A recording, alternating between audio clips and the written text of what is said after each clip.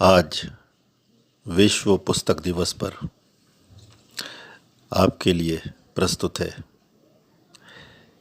एक अनसुनी कहानी। कहानी की कहानी। गए ज़माने की बात है, शायद इतनी पुरानी कि ज़माने तक को याद नहीं।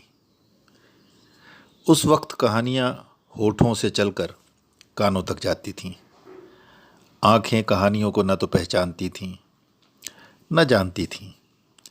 एक कहानी थी, बड़ी पुरानी थी, ज़माने से भी ज़्यादा उम्र थी उसकी, क्योंकि वह ज़माने से नहीं, एहसास से पैदा हुई थी। ज़माने को बढ़ते देखा था उसने।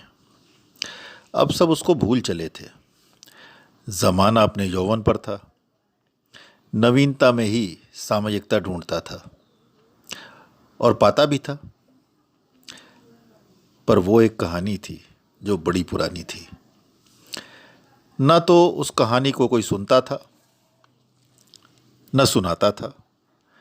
वह जीभ पर मचलती रहती थी, कानों के पास मंडराती रहती थी, पर किसी भी जिह्वा से होठों तक का सफ़र उसके लिए तारों के बीच की दूरी पार करने के समान हो गया था।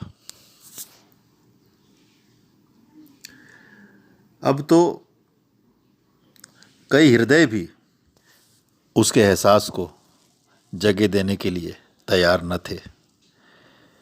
इतनी कठोर हो गई थी दिलों की दीवारें कि संवेदना उनमें एक छेद तक नहीं कर पाती थी। एक कहानी थी, बड़ी पुरानी थी। इंसानों ने बेघर कर दिया था उस कहानी को, पर कहीं तो रहना था उसको। उसने अपना ठिकाना हवाओं में ढूंढ लिया था। कभी कभी वह चिड़ियों की चहचहाहट में भी हवाओं को चीरती फिरती थी। अब भी कोई उसे जानता नहीं था, पर उसके असर से अछूता भी नहीं था। जब वह हवा पर सवार होकर लोगों के कानों को छूती सरसराती निकलती थी, तो न जाने क्यों कितने हृदय भर आते थे, क्योंकि वो एक कहानी थी जो बड़ी पुरानी थी। ऐसे ही एक दिन उस सरसराती कहानी ने एक विरही के कानों को छू लिया और तूफान आ गया। हवा भी हुआ उठी, जिसको भी छूती निकली वह दिल भर आया। विरही के कानों से होती हुई सीधे उसकी दिल की गहराइयों में जा पहुंची वो कहानी, और विरही का दिल भर आया। दिल भरे तो नैन कैसे बची, डबडबाए कजरारे नैन, और आंसुओं की काली धार उसके गोरे गालों से होती हुई उसके प्रेमी के हृदय जैसी कठोर धरती पर टपकने लगी। ये आम आंसू नहीं थे, संवेदना से छलक रहे आंसू थे। धरती पर गिरते ही आंसुओं की काली धार नए अनदेखे आकार लेने लगी।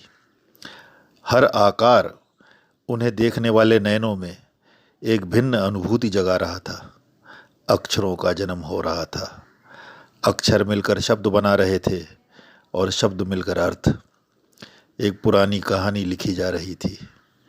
अब वह सिर्फ होठों और कानों पर ही नहीं, आंखों पर भी छा गई थी। अब इस कहानी को कोई नहीं भूलेगा, क्योंकि अब ये कहानी सिर्फ कही सुनी ही नहीं, बल्कि पढ़ी भी जाएगी। अक्ष से अक्षर की सृष्टि हो चुकी थी। एक भूली बिसरी कहानी अमर हो चुकी थी। वह जो कहानी बड़ी पुरानी थी।